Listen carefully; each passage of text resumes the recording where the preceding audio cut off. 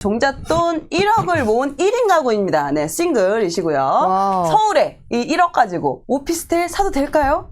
아파트는 너무 비싸고요. 또 서울은 또 살고 싶어요. 그래서 서울에 오피스텔 사도 되나요? 라는 주제로 저희한테 사연을 보내주셨습니다. 열심히 1억을 모은 28 직장인입니다. 이 돈으로 내 집 마련할 수 있을까요? 월급은 320만 원인데 월세, 관리비, 공과금 합치면 100만 원이 넘게 나갑니다. 이 돈을 8년이나 냈다는 게 너무 아까워요. 매달 숨만 쉬어도 나가는 주거비. 차라리 이 집이 내 집이라면 아깝진 않겠다 생각에 구의조월부에 사연을 보냅니다. 재테크는 선택이 아닌 필수라 생각하는데요. 그저 월급을 모아서는 답이 안 나온다는 걸요. 어렸을 때부터 낡고 작은 집에 4인 가족이 살며 돈이 없으면 얼마나 힘든지 몸소 느꼈습니다. 학생 때부터 스스로 용돈을 벌고 알바를 했는데 아버지가 절 안 치시고는 미안하지만 대학 보내줄 형편이 안 된다 하셨는데 그 말을 하시기까지 마음이 참 무거우셨을 것 같아요. 바로 20살 성인이 되자마자 혼자 서울에 올라와 일을 배웠습니다. 그래도 저는 참 운이 좋은 사람이에요. 옆에서 좋은 말씀 해주시는 분들도 만나고 저축도 잘하게 됐고 20살에 들어간 직장을 아직도 다니고 있습니다. 이제는 주거 비용을 다 털고 싶어서 전세부터 알아봤는데요. 전세 사기 뉴스들이 쏟아지더라고요. 결국 평생 월세살이 전전해야 되나 싶다가 구의조월부에서 1억을 가진 사람도 집 살 수 있다고 말씀하신 걸 듣고 희망이 생겼습니다. 하지만 제가 가진 돈으로 서울 아파트는 불가능할 것 같아 오피스텔을 찾아봤는데요. 아파트를 사려면 대출을 크게 받아야 되는데 오피스텔은 1억 초반도 많더라고요. 물론 직공만한 곳이겠죠. 비록 오피스텔이지만 서울의 중심이고 1인 가정 수요가 늘어날 테니 임대료 수입까지 생각하면 괜찮지 않을까, 이렇게 하나씩 늘려가면 되지 않을까 생각이 들었는데요. 한편으로는 지금 타이밍에 아파트가 아니라 오피스텔 사는 게 좋지 않은 선택인 것 같습니다. 네네. 세 분은 어떻게 생각하시나요? 지혜를 나눠주세요. 영앤리치님의 가계부를 가져왔습니다. 지금 현재 월세 보증금 2천만 원 있고요. 그리고 또 적금을 또 열심히 하셨어요. 그래서 총 순자산이 1억 1,500만 원 정도 지금 가지고 계시고 월급은 이제 월소득으로 환산을 하면 350 정도. 여기에 월 지출이 200만 원 정도 되는데 여기에 월세만 벌써 85만 원이 들어가요. 관리비 빼면 거의 90만 원이 넘게 주거비로 나가고 있고 실제로 생활비는 한 100만 원 정도로 쓰고 계시는 것 같습니다. 여기에 이제 한 120만 원 정도, 거의 한 3분의 1 정도는 저축을 하고 있습니다. 이분의 가장 큰 고민, 제 상황에서 가장 시급한 것은 1위 지출을 줄이기인데 그 중에 주거비 줄이기입니다. 왜냐면 지금 월세 85, 관리비 9만 원 해가지고 90만 원이 넘게 한 달에 매달 주거비 나가고 있으니 아파트를 또 사기엔 또 너무 무리인 것 같고 큰 빚을 내지 않아도 되는 신당역에 오피스텔을 사서 한 채, 두 채 계속 불려나가고 싶은데요. 어떤가요? 네, 안녕하세요. 네, 안녕하세요. 저는 종로에 살고 있는 네. 영앤리치가 되고 싶은 영앤리치라고 합니다. 네네. 직장도 그쪽이신가요? 직장이 신당역 쪽이에요. 신당역 쪽이시고. 네, 그래서 오피를. 오피스텔을 혹시 보긴 하셨어요? 직접 보진 않았고요. 그냥 네이버 부동산 이런 거 네이버 펴놓고. 부동산으로. 일단 돈이 1억 정도 있으신데 지금 나이가 29? 많이 모으는 게 되게 어려우셨을 것 같아요. 어떠셨어요? 근데 막 그렇게 어렵다는 생각은 없었고요. 그게 그냥 이렇게 살다 보니까 이렇게 모여 있더라고요. 네. 대박이다. 멋지시네요.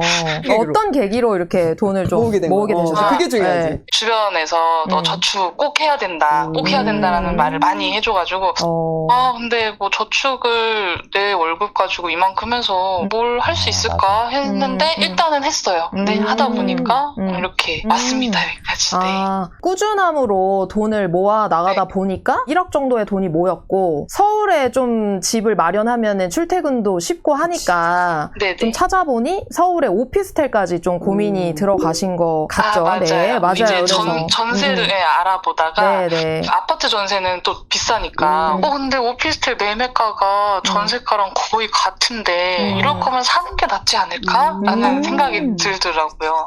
그 생각은 너무 잘하신 것 같아요. 그러니까 전세를 알아보다가 이거랑 매매가 별로 차이가 안 나니 내가 차라리 집을 사는 게 좋지 않을까라는 어떤 결심을 하기가 되게 어려운데 그런 결심으로 적극적으로 좀 행동 변화를 나아가려고 하신 부분은 되게 잘하신 것 같아요. 근데 이제 여기서 중요한 거는 오피스텔이랑 아파트의 차이를 혹시 아시나요? 오피스텔과 아파트의 차이 잘 몰라요, 솔직하게. 우리가 대중적으로 취하는 어떤 정보들 안에서 오피스텔에 대한 정보가 나오는 게 뭐가 있냐면은 서울에 뭐 여러분들이 가진 작은 돈으로 쉽게 살 수 있어요 라든지 아니면은 뭐 임대 수입을 벌어갈 수 있어요 라는 정보들이 손쉽게 취할 수 있거든요. 근데 맞아요.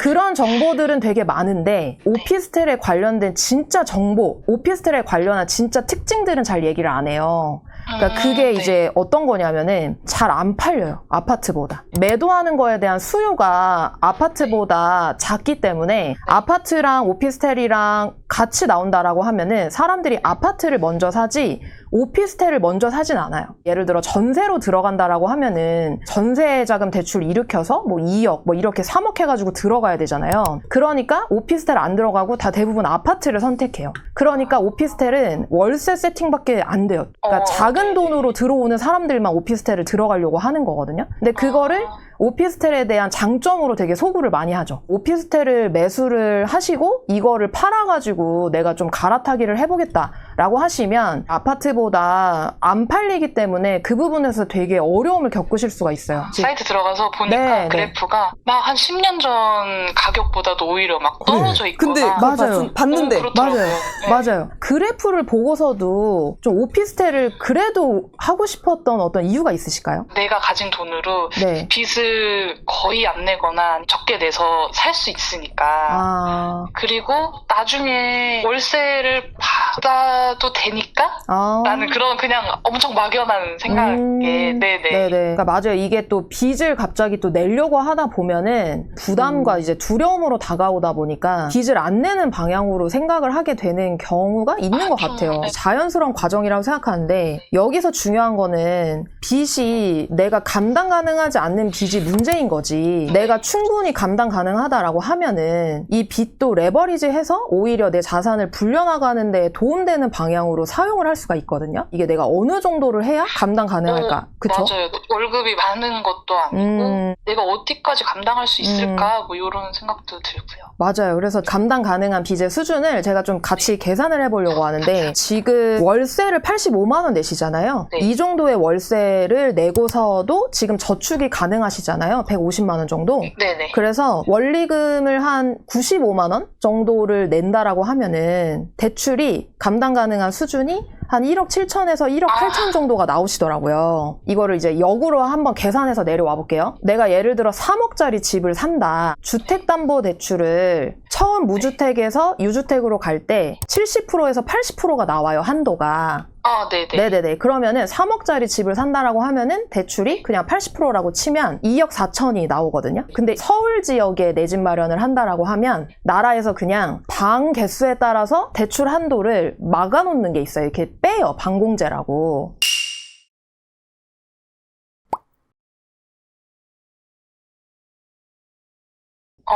네, 그래서 5,500만 원이 날라가요.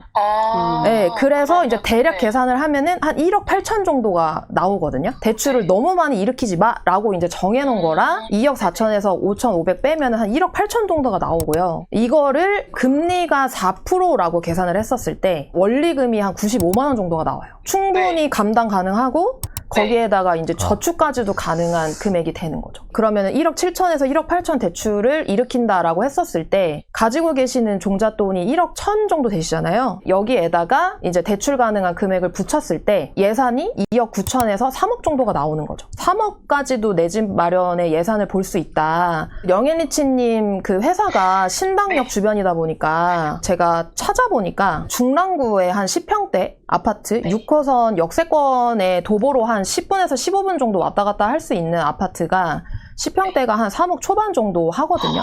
네, 그래서 이제 6호선 타고 왔다 갔다 할 수 있으니까 그 부분은 조금 출퇴근해도 괜찮을 것 같고 예산 안에도 좀 들어올 것 같아요. 아니면 또 경기도의 뭐 3본 지역에 20평대나 이런 것들도 하실 수가 있거든요. 좀 아무래도 서울이 낫기는 나을 것 같은데 이렇게 조금 대출 예산과 그 다음에 이제 내가 갈 수 있는 지역 같은 것들을 좀 고려하시면서 아파트를 매수하는 쪽으로 가면 이게 뭐 단순히 나는 빚이 어려워라기보다 내가 좀 더 서울 안에 내 집만 할 수 있는 어떤 부분들이 내가 몰라서 그렇지 알아보면 또 열려있는 부분들이 있잖아요. 그래서 좀 이렇게 해보시면 어떨까 하는데 궁금하다거나 하시는 부분 있으실까요? 오피 그냥 생각 안 하고 뭐 샀으면 네네. 큰일 날 뻔했다라는 네. 생각도 너무 들고. 근데 그럴 수 있다고 저는 생각을 해요. 왜냐면은 모르니까. 네, 잘 모르면. 네. 네. 근데 그럼에도 불구하고 모르는 상태에서 선택하려고 하지 않으시고 그래도 스스로 고민하시고 내가 이거를 고민을 해결하기 위해서 이렇게 사연까지 보내시고 행동으로 옮기신 게 맞아. 저는 너무 잘하셨다고 생각이 들거든요. 궁금한 게 네. 제가 며칠 전에 상품에 대해서 들은 게 있는데 네. 지분형 모기지라고 네. 혹시 활용을 하게 되면 그게 좋을까라는 걸 또 여쭙고 싶은데. 그 요즘에 이제 이게 콘텐츠가 좀 돌거든요. 1억으로 10억짜리 집 산다고 이런 거잖아요. 그렇죠. 그죠? 고 레버리지를 쓰는 거예요. 집값 떨어지는 거하고 집값 오르는 거를 쉐어하는 거예요. 주택금융공사하고 같이 집을 사는 거예요. 쉽게 말하면 10억짜리 집에 내 돈 1억이 들어가고 주택금융공사가 5억을 넣고요. 대출을 4억을 받아요. 네, 근데 만약에 집값이 떨어지면은 주택금융공사 돈을 먼저 까요. 그러니까 내 손에는 없어. 근데 내가 만약에 집값이 오르잖아요? 그러면 그거는 또 나랑 주택금융공사랑 쉐어를 하는 거예요. 만약에 진짜로 그 취지대로 완전히 좋은 거면은 경쟁이 엄청 치열하지 않을까요? 엄청나겠죠. 그죠? 엄청나겠죠. 경쟁이 엄청 치열하고, 그리고 또 하나는 내가 손해를 안 보잖아요. 그러니까 집값 떨어지면 주택금융공사가 다 책임지는 대신 시세 차익이 있어도 내가 가져가는 게 되게 거의 없어요.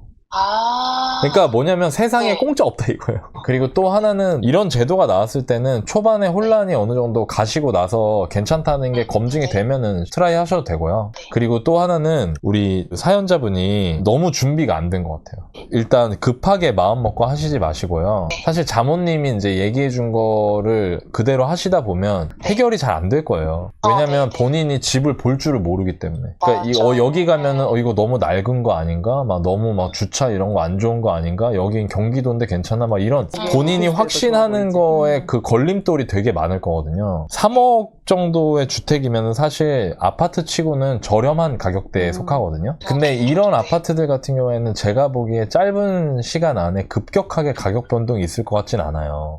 네, 좀 안정적인 가격대를 보일 것 같아요. 네, 그러니까 너무 막 조바심을 내지 마시고 공부를 좀 해보세요. 나중에 혹시나 이제 내가 칼을 뺄 때가 됐다. 그러면 내 집 마련 기초반 같은 거 강의 한번 들어보세요. 네, 왜냐면 그게 딱 지금 우리 영앤리치님 같은 분들을 위해서 만든 강의예요. 내가 네이버 부동산 보는 것도 어렵다. 솔팅해갖고 10평대만 보고 싶은데 어떻게 해야 될지 모르겠다. 부동산 거의 안 가봤다. 이런 분들 있어요. 왜냐면 이게 질문이 저 그럼 앞으로 어떻게 하면 좋을까요? 라는 질문이 약간 이거랑 비슷해요. 저 대학 가려면 어떻게 해야 돼요? 막 이런 거.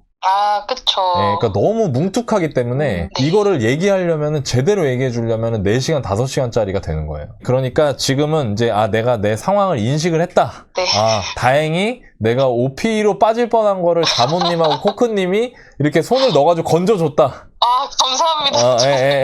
그 정도까지 하시고, 이제 차근차근 혼자 공부하시면서 혼자 하실 수 있으면 강의 안 들으셔도 돼요. 저도 이 얘기를 했거든요. 많은 분들이 되게 오피스텔 사고 싶어 하셔가지고. 비교해봤어. 부천에 10평대 90년식 아파트 있어요. 부천에, 서울에서 좀 먼, 강남 대치동에 있는 오피스텔이 있어요. 거기는 2004년식이에요. 근데 가격이 2018년에는 오피스텔이 2억 5천이었고요. 근데 지금 얼마냐? 2억 6천이에요. 그 대치동에 있는 오피스텔이. 완전 초역세권인데. 선릉역 대치동에 있는 오피스텔이. 자, 근데. 그렇더라고요. 자, 그런데 부천에 있는 그 10평대 복도식 오래된 그 90년대 아파트는 2018년에 2억이었는데요. 지금은 3억에 거래가 되고 있어요. 봐봐, 1억이 올랐어. 오피스텔은 1,000만 원 오를 때 서울에서 멀다고 생각하고 90년대식 10평대 아파트는 1억이 올랐다는 거예요. 강남의 역세권에 있는 오피스텔이 1,000만 원밖에 안 오르다니.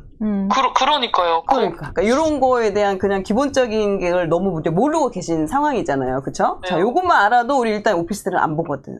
너무 큰 도움 받았습니다. 그렇죠. 네, 공부를 하셔가지고 내 집 마련도 잘 하셨으면 좋겠습니다. 네, 감사합니다. 오늘 네, 너무. 화이팅입니다. 네, 감사합니다. 고맙습니다. 또 많은 분들 또 물어보셨습니다. 또 사연 접수 어떻게 해야 됩니까? 우리 네이버에 월급쟁이 부자들, 당신이 부자 되는 곳, 네, 클릭하시면요. 네, 여기에 보면 커뮤니티 있습니다. 재테크 Q&A의 구해줘얼부, 거기에 이제 본인의 이제 사연과 궁금한 점 올려주시면 잠금장치 돼 있기 때문에 저희 작가님만 볼 수 있다는 점, 그래서 상세하게 비밀 보장되니까요. 주변에 물어볼 사람 없다. 아, 월부에 꼭 이야기 들었으면 좋겠다. 솔루션 받고 싶다. 하시는 분들, 구해줘얼부에 사연 올려주시면 만나 뵙도록 하겠습니다.